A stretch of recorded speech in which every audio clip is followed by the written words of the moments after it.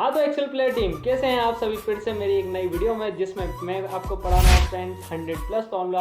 और ये जो हमारी क्लास है वो डे 8 क्लास है। उसके अंदर मैं आपको आगे 36 से लेकर 40 तक के फॉर्मूले सिखाने जा रहा हूँ।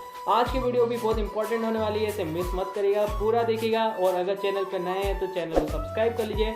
और न्यू व्यूअर्स को मैं बताना चाहता हूँ, मैं आपका भाई लक्की बागवानी, जिसे 3 से 4 साल का ट्रेनिंग एक्सपीरियंस है, मास्टरी करी हुई है, उस एक्सेल कोर्स को मैं आपको फ्री ऑफ कॉस्ट पढ़ा रहा हूँ यूट्यूब पे। डेली बेसिस पे मेरी क्लासेस आती है 9 से 10 के बीच में। अगर आप नए हैं तो वीडियो को लाइक करें एंड पहले चैनल को सब्सक्राइब कर लीजिए। और आपने प्रीवियस वीडियो नहीं देखी तो फ्रेंड्स आप जाके मेरे चैनल पे जाकर विजिट कर सकते हैं। मैंने प्रॉपर तरीके से प्लेलिस्ट दी है। उस प्लेलिस्ट में मैंने 2 प्लेलिस्ट बनाई है, ज़्यादा मुझे घुमाना नहीं है। प्लस मुझे आपको राउंड नहीं घुमाना है कि मैं 4, 5, 6 प्लेलिस्ट बना दूँ। मैंने सिर्फ 2 प्लेलिस्ट बनाई है, उसमें आपका काम हो जाएगा। पहली प्लेलिस्ट सिंपल है, आपको सिंपली मेरे चैनल पे जाना है। चैनल पे जाने के बाद आपको प्लेलिस्ट वाला ऑप्शन दिखेगा। उस प्लेलिस्ट में मैंने आपको एक्सेल के बारे में सिखा के रखा है। अगर आप बिल्कुल न्यू हो, अगर आपको फ्रेशर हो, आप बिल्कुल एक्सेल में बिल्कुल फर्स्ट टाइम में आए हो, आपको मालूम नहीं एक्सेल कैसे स्टार्ट करते हैं, तो मैंने स्टार्टिंग में ही मेरे एक्सेल सीरीज में जहाँ पे मैंने लिखा है एडवांस एक्सेल फॉर्मूला सीरीज, उसके अंदर मैंने फर्स्ट वीडियो देकर रखा है। उस फर्स्ट वीडियो पे जाइए, आप अभी देखिए और फिर आप ये फॉर्मूला सीरीज को स्टेप बाय स्टेप सारी क्लासेस को करिए और फिर इस क्लास पे आइए।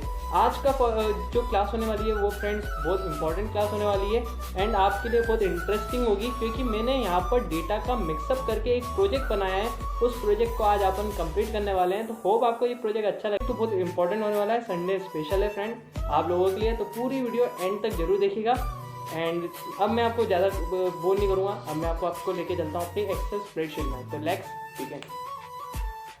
हाँ तो फ्रेंड्स अब मैं आपको लेके आ गया हूँ मेरी एक्सेल शीट में, जिसमें हमें 2 कलर में डेटा देकर रखा है। एक रेड में दिया है और एक ग्रीन में दिया है। फ्रेंड रेड का मतलब मैं आपको बता दूं, रेड का मतलब वो टॉपिक जो पेंडिंग है, ग्रीन का मतलब वो टॉपिक जो हमने प्रीवियस वीडियोस में कवर अप कर लिए हैं। अगर आप न्यू हैं तो प्लीज़ आप प्रीवियस वीडियोस को देख लीजिए, फिर आप इस वीडियो पे आ सकते हैं। अब हम फ्रेंड आज जो फॉर्मूले पढ़ने वाले हैं वो 36 से पढ़ने वाले हैं। हो सकता है हम 5 फॉर्मूले भी कवर अप कर लें, हो सकता है मैं 10 भी पढ़ा दूँ, हो सकता है 15 भी पढ़ा दूँ, क्योंकि वो शीट मैंने बहुत बड़ी बना के रखी है। उस बड़ी शीट में देखते हैं ओवरऑल कितने फॉर्मूले कवर हो जाते हैं हमारे। तो फ्रेंड यहाँ पर मैं अभी हाईलाइट बाद में करूँगा। अब मैं आपको लेके चलता हूँ मेरी एक्सेल शीट में, जिसमें हम फॉर्मूले को आगे कवर अप करेंगे। तो फ्रेंड बिना किसी देरी के मैं आपको शीट में लेके चलता हूँ। तो फ्रेंड अब आ गए हैं हम एक्सेल शीट में। अब इस एक्सेल शीट में मैंने आपके सामने जो डेटा लिया है वो मल्टीपल डेटा लिया है, जैसे कि मैंने बताया था। मैंने एक सुपर मार्केट का डेटा लिया है फ्रेंड।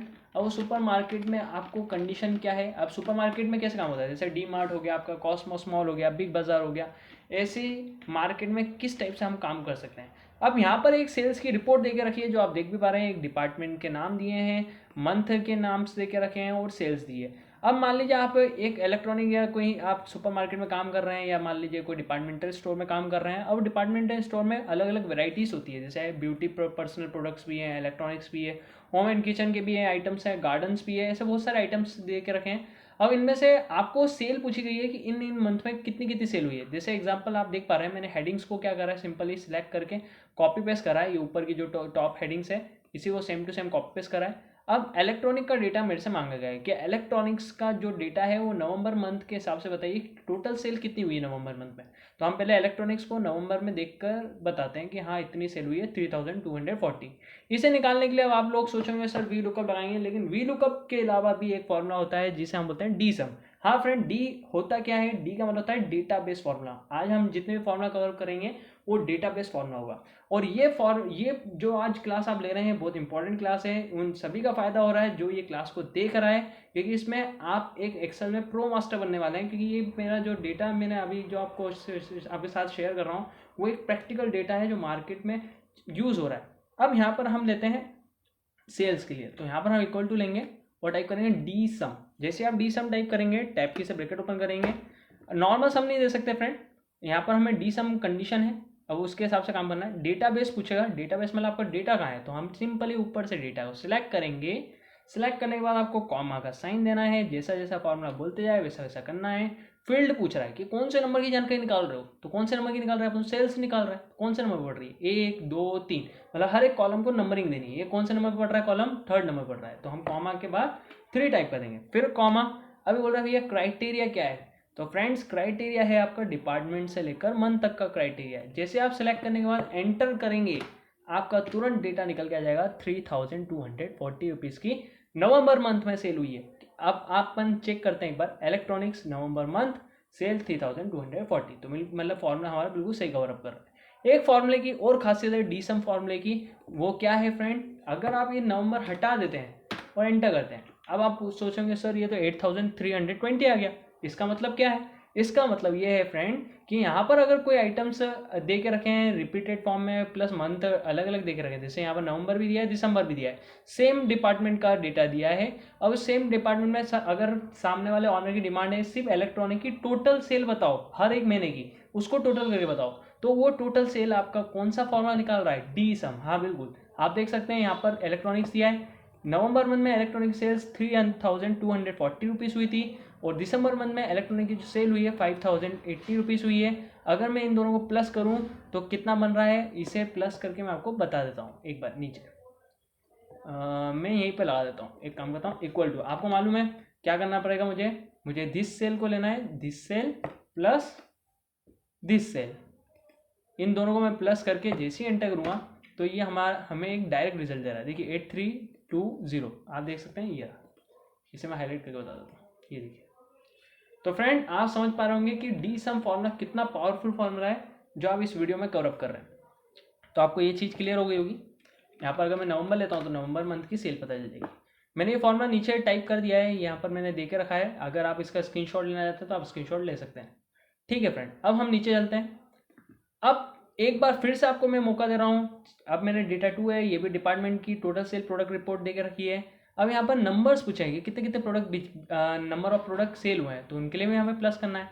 तो प्लस करने के लिए तो हम फ्रेंड डी काउंट फॉर्मूला लगाएंगे। अब डी काउंट फॉर्मूला कैसे लगता है ये समझेंगे। तो इक्वल टू का साइन लगाना है आपको, सिंपली यहाँ पर भी डी सम ही लगाना है, सॉरी डी काउंट में गलती से निकल गया मुँह से। डी सम लेंगे हम, डी सम लेने के बाद हमने अभी क्या किया था फ्रेंड, डेटाबेस सेलेक्ट करा था, जैसे फॉर्मूला पूछ रहा है डेटाबेस को सिलेक्ट करा, कॉमा का साइन दिया फ्रेंड, कॉमा का साइन देने के बाद फील्ड पूछा कि कौन से नंबर की जानकारी निकाल रहे हैं, तो हम निकाल रहे हैं 3rd नंबर की, और कॉमा क्राइटेरिया में हमें सिंपली डेटा को सिलेक्ट करके एंटर करना है। यहाँ पर पता चल रहा है 350 टोटल होम एंड किचन में सेल हुई है दिसंबर मंथ में। हम देख के बताते हैं कि होम एंड किचन की टोटल सेल दिसंबर में हुई है 350, करेक्ट। तो फ्रेंड आपको समझ आया होगा इतना पावरफुल फॉर्मूला जो आपको एक्सेल में आना चाहिए था वो आज आप सीख चुके हैं। अब हम फ्रेंड नीचे और बढ़ते हैं थोड़ा सा। अब हम फ्रेंड यहाँ पर एक और फॉर्मूला सीखेंगे जिस फॉर्मूले को हम बोलते हैं डी काउंटा। अच्छा, डी काउंटा फॉर्मूला क्या होता है सर? डी काउंटा आपको बताएगा टोटल सेल कितने महीने की हम रिपोर्ट निकाल रहे हैं। जैसे यहाँ पर होम किचन की हमें देखनी है कि कौन से मंथ, मतलब कितने मंथ देख रखे हैं, जैसे होम किचन कितनी बार रिपीट दिए हैं उसे काउंट करना है, तो हम डी काउंटा फॉर्मूला का यूज़ कर सकते हैं। जैसे होम एंड किचन 2 बार है, एक नवंबर मंथ का एक दिसंबर मंथ का, तो वो काउंट करने का काम कौन सा फॉर्मूला करता है? डी काउंटा। इक्वल टू आपको लेना है डी काउंटा टाइप करना है, डी काउंटा टाइप करने का टैब की, फॉर्मूला पूछा जाएगा डेटाबेस बताइए, डेटा हम सिलेक्ट करेंगे, कॉमा सिंपल, फिर से आपसे वही सेटिंग, फील्ड बताइए कौन से नंबर की निकाल रहे हैं, इस बार मंथ की अपन काउंटिंग कर रहे हैं तो हम 2 टाइप करेंगे, और कॉमा क्राइटेरिया में हम डिपार्टमेंट होम किचन वाले डेटा को सिलेक्ट करके एंटर कर देंगे। ये बता रहे 2 मंथ की, आपका जो भी पता चलेगा वो 2 मंथ का चलेगा डेटा। अब यहाँ पर फॉर्मूला लगेगा डी सम, यहाँ पर मैंने लिख के रखा है डी सम। यहाँ पर नंबर ऑफ प्रोडक्ट हमें पता करना है कि कितने प्रोडक्ट होम एंड किचन के 2 महीने में सेल हुए हैं, तो यहाँ पर वही सिंपल डी सम टैब की, डेटाबेस मतलब पूरा डेटा सिलेक्ट करेंगे, कॉमा का साइन देंगे, फील्ड पूछेगा फ्रेंड, तो फील्ड कौन से नंबर की है? 3rd नंबर की, और कॉमा क्राइटेरिया मतलब ये दोनों क्राइटेरिया सिलेक्ट करके एंटर करना है। तो यहाँ पर आपको पता चल जाएगा कि टोटल कितना आपका सेल हुआ है। तो डी सम, ये हमने डेटा सेलेक्ट करा 35 से 36, ठीक है। जैसे आप एंटर करेंगे तो आपका निकल के आ जाएगा। ये 0 क्यों बता रहा है फ्रेंड? होम एंड किचन का, तो एक बार हो सकता है कुछ प्रॉब्लम हो गई हो, तो एक बार इस फॉर्मूले को रिपीट से लगा के देखते हैं। Equal to DSUM database मतलब हमें डेटा को सिलेक्ट करना है, कॉमा आपसे पूछ रहा है फील्ड मतलब कौन सा नंबर की है, तो 3rd नंबर की है, कॉमा फिर हमें ये वाला डेटा सिलेक्ट करना है 835 836, और एंटर करेंगे तो ये बता देगा 500 टोटल प्रोडक्ट हमारे सेल हुए हैं 2 महीने में होम एंड किचन के। देखेंगे अपन तो होम एंड किचन का 150 प्रोडक्ट सेल हुआ था नवंबर को, और होम एंड किचन का 350 प्रोडक्ट सेल हुआ था दिसंबर को, तो दोनों महीने की टोटल सेल भी आपको बता दी है। तो इतना पावरफुल फार्मूला आपका डी सम फार्मूला होता है। अब बहुत सारे डिमांड कर रहे थे मुझसे कि सर बैंक रिकॉर्ड्स के बारे में कुछ ना कुछ आप बनाइए डेटा। तो मैंने बैंक रिकॉर्ड्स के ऊपर भी बना के रखा है कि बैंकिंग में कैसे काम होता है, चाहे वो HDFC बैंक है, SBI बैंक है या एक्सेट्रा कोई भी बैंक है, उस बैंकिंग के ऊपर मैंने एक डेटा दे के रखा है। उसमें कुछ कस्टमर के ID दे के रखी है, कस्टमर के नाम दिए हैं, करंट अकाउंट सेविंग अकाउंट की डिटेल दे के रखी है, अकाउंट नंबर दिए हैं। अब मैं सामने एक कंडीशन आपके सामने रखूंगा, पहले सिंपल फॉर्मूला पढ़ा देता हूँ। टोटल कस्टमर आपको अगर पता करना है तो आपको यहाँ पर काउंट का फॉर्मूला लगाना है, जो मैंने साइड में लिख के रखा है। आपको इक्वल टू का साइन लेना है, काउंट टाइप करना है, ब्रैकेट ओपन करना है। आपको सिंपली डेटा सिलेक्ट करना है जहाँ से आपको निकालना है कस्टमर डिटेल। जैसे अभी अपने यहाँ की डिटेल निकालनी है तो हम डेटा सिलेक्ट करेंगे। यहाँ पर मैं कस्टमर ID सिलेक्ट कर लेता हूँ, टोटल कस्टमर कितने हैं, तो मैंने कस्टमर ID सिलेक्ट करी और जैसे मैं एंटर करूँगा तो 8 कस्टमर है फ्रेंड, जैसे कि आप देख पा रहे हैं। अगर आप कस्टमर के नेम को काउंट करना चाहते हैं तो आप काउंट नहीं लगाएंगे। अगर मैं मान लो यहाँ पर F2 प्रेस कर रहा हूँ, इस डेटा को मैं हटा रहा हूँ 2 मिनट, जो भी मैंने डेटा सेलेक्ट करा था, अगर मैं ये नाम को सिलेक्ट करता डायरेक्ट और एंटर करता तो डेटा नहीं आता, क्योंकि यहाँ पर मैंने काउंट फॉर्मूला लगाया है और काउंट फॉर्मूले में हमेशा वो टेक्स्ट को काउंट नहीं करता है, सिर्फ नंबर को ही काउंट करता है। तो आपको काउंट नहीं लगाना होता है, फिर आपको लगाना पड़ता है काउंटा फॉर्मूला। अगर आपको अभी नहीं मालूम था तो आप इस वीडियो में सीख गए हैं। टैब की से ब्रैकेट ओपन करेंगे, डेटा को सिलेक्ट करेंगे और जैसे आप एंटर करेंगे तो काउंटिंग करके देगा। तो काउंट फॉर्मूला भी हम लगा सकते हैं और काउंटा भी लगा सकते हैं। अब मान लीजिए बैंकिंग सेक्टर में एक चीज़ और ओपन पूछी जाती है कि यहाँ पर आपको टोटल एम्प्टी अकाउंट नंबर बताना है, मतलब ऐसे अकाउंट डिटेल जो दे के नहीं रखी है अभी तक हमारे पास है नहीं अवेलेबल। तो हमें एम्प्टी अकाउंट डिटेल कैसे काउंट करना है, काउंट इफ फॉर्मूले से काउंट करना होगा। कैसे करेंगे friend, simple equal to count if type करेंगे आप, टैब कैसे ब्रैकेट ओपन करेंगे, आपसे रेंज पूछेगा तो रेंज हम सिलेक्ट करेंगे। रेंज कहाँ है हमारी, यहाँ से यहाँ तक की रेंज है। रेंज सिलेक्ट कर लिया हमने फ्रेंड। सिलेक्ट करने के बाद कॉमा का साइन। अब डबल इन्वर्टेड में मैंने क्या लिखा है, अकाउंट नंबर की जगह नन लिखा है। नन मतलब जहाँ पर कोई डिटेल नहीं दी है। डबल इन्वर्टेड में आपको टाइप करना है और डबल इन्वर्टेड क्लोज भी करना है। जैसे हम एंटर करेंगे तो टोटल एम्प्टी अकाउंट मतलब जिसकी डिटेल नहीं है वो ऐसे 3 अकाउंट है, ध्यान रखिएगा। अच्छा, नन मैंने सही लिखा था, अगर आपने कुछ गलत स्पेलिंग लिख दी तो वो काउंट करके नहीं देगा, ध्यान रखिए। तो काउंट इफ बहुत इंपॉर्टेंट फॉर्मूला था। अब हम बढ़ते हैं टोटल कस्टमर कितने हैं। तो टोटल कस्टमर अकाउंट कैसे पता चलेंगे, इन कस्टमर से इस कस्टमर को माइनस करेंगे तो टोटल कस्टमर अकाउंट नंबर पता चल जाएंगे। मतलब ये है कि कितने कस्टमरों के पास कस्टमर के हमारे बैंक रिकॉर्ड में अकाउंट नंबर है। तो equal to this cell minus this cell, और जैसे हम एंटर करेंगे तो हमें पता चल जाएगा कि टोटल 5 कस्टमर के ही हमारे पास अकाउंट अवेलेबल है। टोटल करंट अकाउंट, कितने कस्टमर ऐसे हैं जिन्होंने करंट अकाउंट खुलवाया है। तो हम यहाँ पर फिर से फॉर्मूला कौन सा अप्लाई करेंगे फ्रेंड, काउंट इफ। टैब के से ब्रैकेट ओपन करेंगे, रेंज पूछेगा तो रेंज हम सिलेक्ट कर लेते हैं। जैसे मैंने यहाँ पर लिख के भी रखा है G3 से लेकर आपको यहाँ से यहाँ तक डेटा सेलेक्ट करना है, फिर कॉमा देना है और डबल इन्वर्टेड लेना है शिफ्ट के साथ और टाइप करना है करंट, क्योंकि हम करंट अकाउंट की डिटेल निकाल रहे हैं। जैसे मैं डबल इन्वर्टेड क्लोज करूँगा, एंटर करूँगा तो यहाँ पर मेरे को पता चल जाएगा कि टोटल करंट अकाउंट कितना है। अब ये कितना बता रहा है करंट अकाउंट, ये 0 बता रहा है। रीज़न आप बताइए। रीज़न ये है फ्रेंड क्योंकि मैंने यहाँ पर अकाउंट नहीं लिखा है।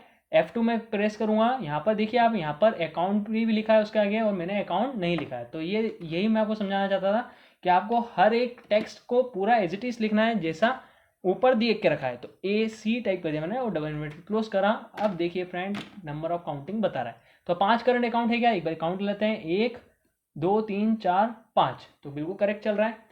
टोटल सेविंग अकाउंट कितने कस्टमर ने खुलवाया है, तो हम सिंपली इक्वल टू का फॉर्मूला लेंगे। इक्वल टू क्या टाइप करेंगे फ्रेंड, फिर से हम काउंट इफ टाइप करेंगे, टैब की से ब्रैकेट ओपन करेंगे। अब आप बताइए क्या करना है, रेंज को सिलेक्ट करना है, ये वाले डेटा को, करंट अकाउंट सेविंग अकाउंट वाले को, कॉमा डबल इन्वर्टेड लेना है शिफ्ट के साथ और क्या टाइप करना है इस बार, सेविंग अकाउंट और double inverted close. Total 3 saving account है, 1 2 3, तो ये भी सक्सेसफुल लग गया। अब बचता है इफ एरर फॉर्मूला। अब ये इफ एरर क्या होता है सर, इफ एरर फॉर्मूला बहुत यूजफुल और इंपॉर्टेंट फॉर्मूला है। फॉर एग्जांपल इस डेटा को मैं डिलीट कर रहा हूँ 2 मिनट के लिए, जो फाइनल अकाउंट डिटेल है, इसे मैंने यहाँ पर इक्वल टू का साइन लिया, मैंने अकाउंट नंबर लिया। अब मान लीजिए कभी कभार क्या होता है, कुछ एरर्स आती है। अब मैं एरर लाने के लिए कुछ करूँगा, यहाँ पर मैंने इंटू 1 कर दिया। मान लो दिस सेल नंबर्स को मैंने इंटू 1 करा तो ये बिल्कुल सेम नंबर आएगा, करेक्ट। जैसे मैंने एंटर करा, अब मैंने जैसे पॉइंट पकड़ के ड्रैग करा नीचे की तरफ तो यहाँ पर कुछ एरर वैल्यू आ गई, क्योंकि नन को जब आप इंटू 1 से करेंगे तो वो एरर दे देगा, सिंपल चीज़ है। अब हम चाह रहे हैं जिनके अकाउंट नन है अब मेरे मान लीजिए ऑनर ने, जो बैंक का मैनेजर है, उन्होंने कहा है कि यहाँ पर सर नन मत लीजिए, आप नन की जगह नील लिख के दीजिए। तो नील कैसे करेंगे अपन? तो अपन यहाँ पर सिंपली क्या करेंगे, डबल क्लिक करेंगे, यहाँ पर एक एरर बन रही है, उस एरर को हटाने के लिए इक्वल टू आगे हम एक फॉर्मूला ऐड करेंगे, जिस फॉर्मूले को हम बोलते हैं इफ एरर। क्या बोलेंगे friend? If error. Tab key से ब्रैकेट ओपन करना है। अब फॉर्मूला थोड़ा सा आगे बढ़ गया है, वैल्यू तो हमारी ऑलरेडी है ही, कॉमा वैल्यू ऑफ एरर। ये पूछा है जहां पर एरर आ रहा है वहां पर क्या देना है, तो शिफ्ट डबल इन्वर्टेड के साथ हमें जहां पर एरर मिल रही है वहां पर हम नील चाहते हैं, नील मतलब कोई डिटेल नहीं चाहते हैं, डबल इन्वर्टेड क्लोज, एंटर करते हैं। अब पॉइंट पकड़ के ड्रैग करता हूं मैं, जहां जहां एरर होगी वहां पर क्या लिखा आ जाएगा फ्रेंड? नील लिखा आ जाएगा। तो ये फॉर्मूला मैंने आपको दे के रखा है, मैं इसे बता देता हूँ एक बार फिर से आपको कि क्या कैसे क्या लगाया था हमने। इसे मैं डिलीट कर रहा हूँ। पहले क्या करा friend? Equal to if error, tab की वैल्यू पूछी गई, हमने वैल्यू पे क्लिक करा, इंटू 1 करा था हमने, फिर कॉमा, फिर डबल इन्वर्टेड में मैंने लिख दिया था नील और डबल इन्वर्टेड क्लोज। अब जैसे मैंने इसे ड्रैग करा पॉइंट पकड़ के, तो ये पूरा डेटा हमें दे रहा है। तो होप आपको ये भी चीज़ क्लियर हो गई होगी। अब थोड़ा सा हम नीचे चलते हैं। ये तीसरा डेटा था आपका बैंक डेटा, ठीक है। अब फ्रेंड लास्ट जो डेटा बचता है वो मार्कशीट के ऊपर है। मार्कशीट भी मैंने आपको डिटेल में समझाई है इस प्रोजेक्ट के अंदर, इसमें क्या करना है, कैसे यूज़ करना है, वो आप यहाँ पर सीखेंगे। तो फ्रेंड यहाँ पर मैंने कुछ स्टूडेंट के नाम दिए हैं, कुछ क्लासेस दे के रखी है, कुछ परसेंटेज दे के रखे हैं, और हमें निकाल के देनी है रैंक। रैंक कैसे निकलती है ये आपको सीखना है। रैंक फार्मूला बहुत इंपॉर्टेंट फार्मूला होता है। अगर आप क्लास में या स्कूल्स में कंप्यूटर ऑपरेटर में बैठे हैं तो आपको ये चीज़ मालूम होनी चाहिए कि रैंक कैसे निकालते हैं बच्चों की। तो आपको सिंपल एक कुछ भी नहीं करना होता है, रैंक टाइप करना होता है, टैब की से ब्रैकेट ओपन करना होता है, उसके बाद नंबर पूछेगा तो नंबर वाले मतलब टोटल परसेंट पे क्लिक करना है आपको, ठीक है फ्रेंड। फिर कॉमा, फिर से आपको यही पूरी रेंज को सिलेक्ट करना है, ध्यान से समझिएगा, और F4 की होती है कीबोर्ड में, उससे प्रेस करना है जिससे ये रेंज लॉक हो जाती है, कॉमा देना है। अब ये रैंकिंग मेथड जो यूज़ होती है वो हमेशा आपसे दो चीज़ पूछेगा, असेंडिंग या डिसेंडिंग। आपको डिसेंडिंग मतलब जीरो लेना है, मतलब जो जिसकी रैंकिंग ज़्यादा, जिसके परसेंट ज़्यादा होंगे उसे फर्स्ट रैंक देनी है, और जिसके परसेंटेज कम होंगे उसे सेकंड रैंक देनी है, मतलब एक डिसेंडिंग ऑर्डर चलाना है बड़े से छोटा। तो जीरो लेने के बाद जैसे हम एंटर करेंगे तो इसकी रैंकिंग सेकंड आ रही है। जैसे मैं इस फॉर्मूले को पॉइंट पकड़ के ट्रैक कर दूंगा तो अब आप देख पाएंगे यहाँ पर सभी की रैंकिंग निकल गई। फर्स्ट रैंक किसकी बनी है? आप बता सकते हैं इमरान हुसैन की फर्स्ट रैंक बनी है, क्योंकि इसके परसेंट 99.90।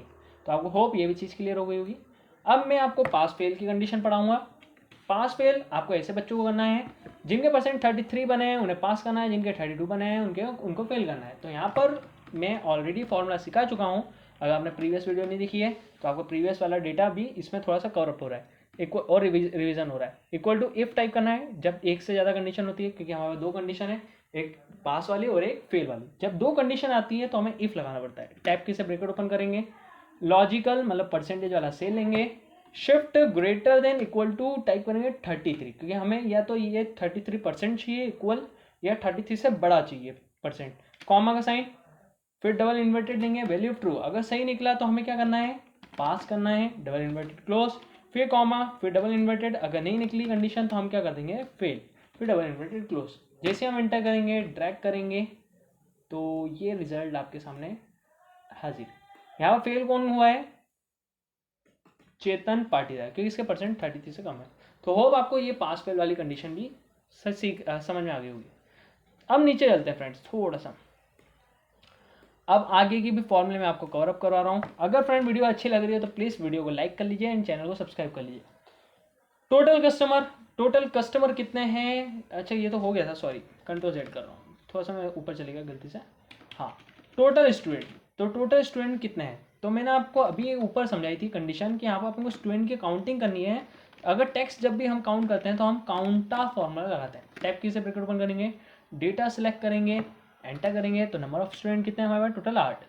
अब ये आपसे पूछा है टोटल नंबर ऑफ स्टूडेंट कितने हैं, तो वही सिंपल काउंटा या काउंट लगा लीजिए। F2 करके मैं बता देता हूँ, सिंपली बस काउंट लेना है, रेंज सेलेक्ट करनी है और एंटर कर देना है। लोअर रैंक, ये फॉर्मूला काम का है फ्रेंड, ये मैं आपको समझाता हूँ। अब आपको बोला है सबसे लोअर रैंक किस स्टूडेंट की बनी है, तो हम यहाँ पर एक फॉर्मूला लगाने वाले हैं लोअर रैंक के लिए। तो यहाँ पर मैं आपके सामने टाइप करूँगा इक्वल टू, एक मिनट, अब देखिए यहाँ पर लोअर रैंक मतलब क्या हो गया? जिसकी रैंक सबसे कम बनी है, मतलब 8th रैंक जो है वो सबकी सबसे कम बनी है। लेकिन एक्सेल तो ही नहीं समझेगा कि कौन सी रैंक कम है। एक्सेल के लिए तो नंबर है सिंपली, तो सबसे बड़ा नंबर है 8। तो 8 नंबर निकालने के लिए हमें मैक्सिमम फॉर्मूला लगाना है, क्योंकि एक्सेल के तो नंबर है, हमारे लिए रैंक है। तो यहाँ पर आपको simply equal to max type करना है, क्योंकि सबसे ज़्यादा रैंक जो बनी होगी वही गड़बड़ है। मैक्स लेकर टैब की से ब्रैकेट ओपन करा, डेटा सेलेक्ट करा मैंने और एंटर कर दिया। तो सबसे ज़्यादा जो रैंक मतलब सबसे कम लोअर रैंक जो गई है वो 8 गई है। हायर रैंक सिंपल आपको मीन का फॉर्मूला लगाना है, मिनिमम मतलब इक्वल टू MIN मीन। आपको रेंज को सिलेक्ट करना है, एंटर करना है, तो मिनिमम निकल जाएगी। और टोटल ब्लैंक सेल, आपसे ये जरूर पूछा जा सकता है सर कि टोटल ब्लैंक सेल कितने हैं, खाली सेल। तो यहाँ पर अगर आप देखें, अगर आपको ये बोला कि इसमें से बताइए ये 4 जितने भी हैं इसमें से खाली सेल कितने हैं, तो खाली सेल तो एक ही है। तो उसे आप पता करने के लिए यहाँ पर काउंट ब्लैंक फॉर्मूला लगाते हैं। कौन सा लगाते हैं फ्रेंड? Count blank. जैसे टाइप की से ब्रैकेट ओपन करेंगे, रेंज सेलेक्ट करेंगे और एंटर करेंगे, तो आपका पता चल जाएगा कि ब्लैंक सेल कितने हैं। तो क्लियर हो गया होगा ये भी होप। टोटल ब्लैंक सेल, इसमें कितने सेल खाली हैं? 3। अभी कैसे निकाला है देखिए, वापस मैं बताता हूँ। Equal to count blank, tab key, date, range select करी मैंने, खाली सेल होगी और एंटर देना, तो 3 सेल खाली है। क्लियर है? होप आपको ये भी क्लियर हो गया होगा। अब आपसे ये पूछा जा सकता है कि सर ये बताइए 10th के हाईएस्ट परसेंटेज कितने गए हैं प्लस लोएस्ट परसेंटेज कितने गए हैं। तो यहाँ पर मुझे हाईएस्ट परसेंटेज निकालने हैं 10th के।